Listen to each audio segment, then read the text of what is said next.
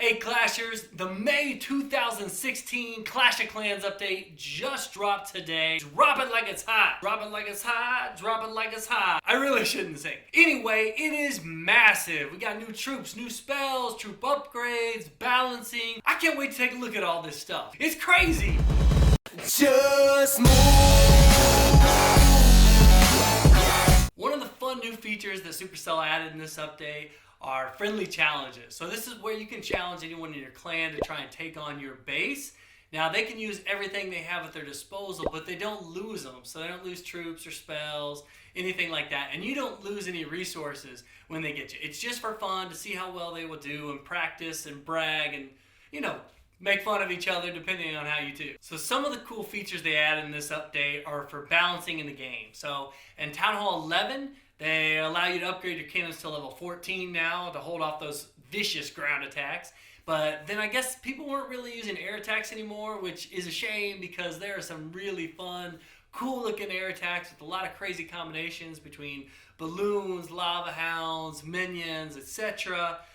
So they went ahead and allowed you to upgrade your Lava Hound to level 4 and your Balloons to level 7. Again, that's at Town Hall 11. One of the cool new troops that they added during the last updates were Bowlers, which are these blue sort of half giants, I guess. I mean, maybe distantly related to Hagrid, not quite sure. But they throw these big giant rocks that kind of look like bowling balls because they have finger holes in them. All that to say, I guess they weren't providing enough bang for the buck, so it took 8 spaces to house them. And now they're going to lower that down to 6 so you can put more bowlers or, you know, put other troops into your group when you're attacking, let you diversify a little bit more. I love the bowlers. I think they're really, really fun, so Titanium approved. The last balancing change is for spring traps, which previously you couldn't upgrade. Before there was just one type of spring trap pretty much for the whole world, which I always thought was kind of odd. Now you can actually upgrade them up to level 5.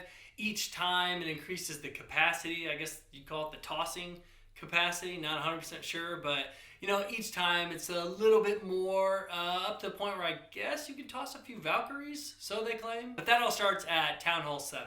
There's some pretty interesting other changes to the game just in terms of navigating and how you donate and just some of the basic setup to it.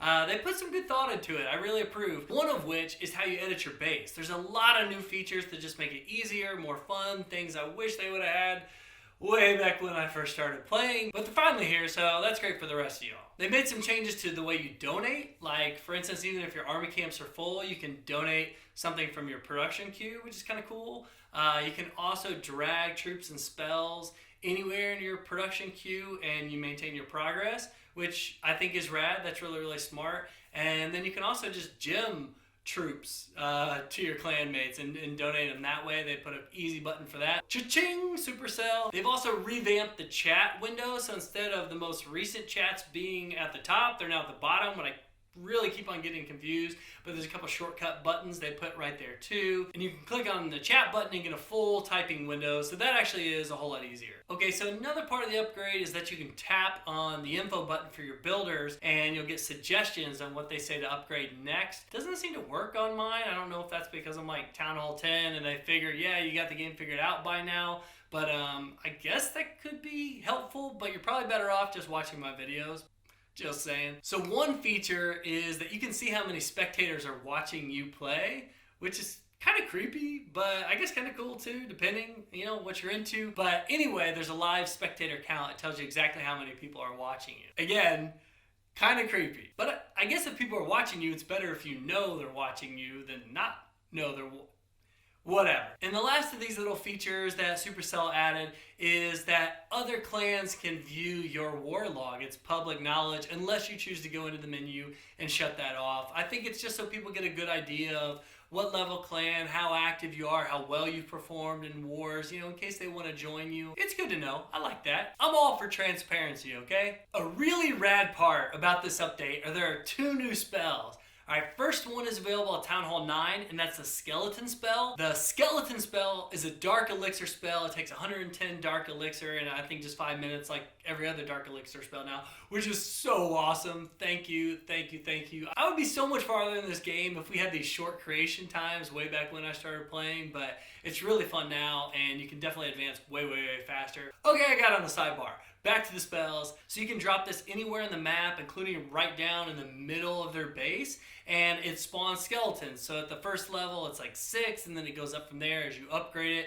But probably one of the best uses of the spell is drawing out their clan castle troops. That is normally a giant pain in the butt. Over the years, there's been a lot of different methods to try and get them out, or sometimes you're just like, forget it, I'll just get them, I'll just kill them, you know, once I get in there. But anyway, this is kind of a cool way to do it. Also gives you a little flexibility for maybe taking down some of the outside structures that aren't really well defended. So will be a lot of fun to explore and see how to best use this spell. The second spell is available at Town Hall 10, and this is the Clone spell. The Clone spell costs 38,000 regular elixir and takes 20 minutes to make at level 1. But here's what the Clone spell does. So you can either drop it and then drop troops inside of it, or you can drop troops and drop it on top of those troops. But whenever troops go through it, it creates clone copies, carbon copies of those troops up to whatever the limit of the housing is. So at level 1, it's like 20 spaces. You know, you can do 20 barbarians, 20 archers, 4 giants. I think that math works out. Yeah, a healer, which is 14, a wizard, which is another 4, and a bomber, that's 2. So you've used your 20. Or 1 witch and 2 wizards, 2 Valkyries, and 1 wizard. So there you go, 20. You know, whatever combination you really like. And it creates carbon copies that live for a limited amount of time that aid in your attack by doing the same thing that the real copy would do. So it's really fun, a little sci-fi-ish, but I love sci-fi, so I think that really works out. Can't wait to see all the cool ways that people apply this new spell. And now for my favorite part of this upgrade. There are 2 new elixir troops, the first of which is the baby dragon. This thing is so freaking cute, man. How can you not love it? Until it becomes enraged!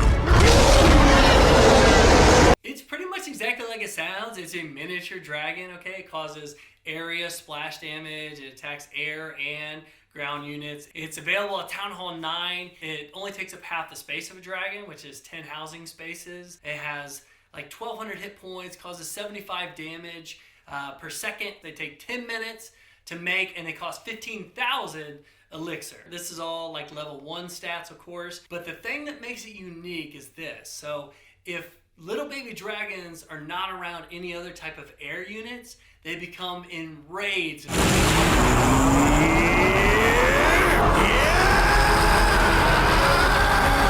They cause twice the amount of damage and move twice as fast. So it sounds really fascinating. I'm just starting my upgrade on them now. I can't wait to play with them.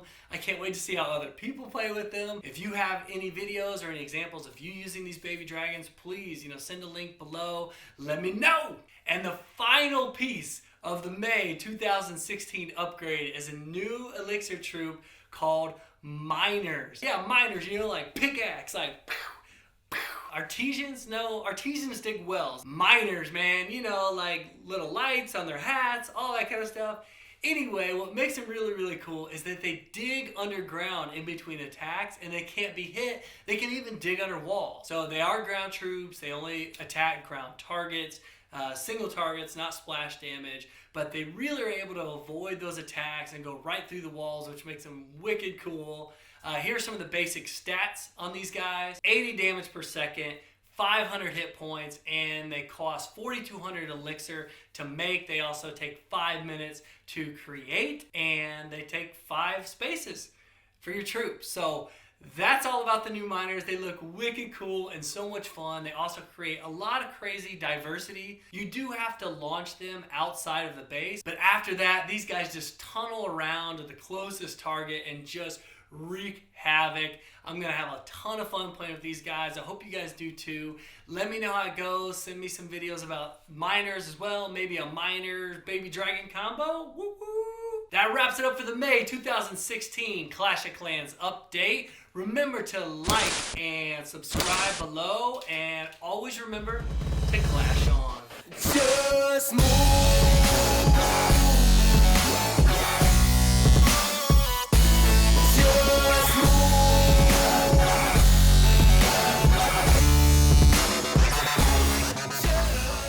The second spell that's now available is a regular elixir spell, and it's a clone spell. It's available at Town Hall 10.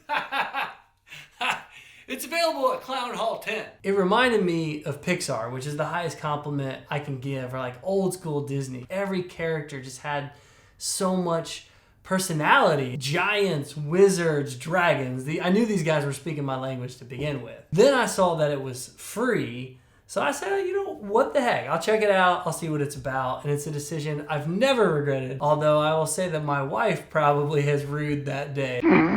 I've logged a lot of hours on the old Clash of Clans.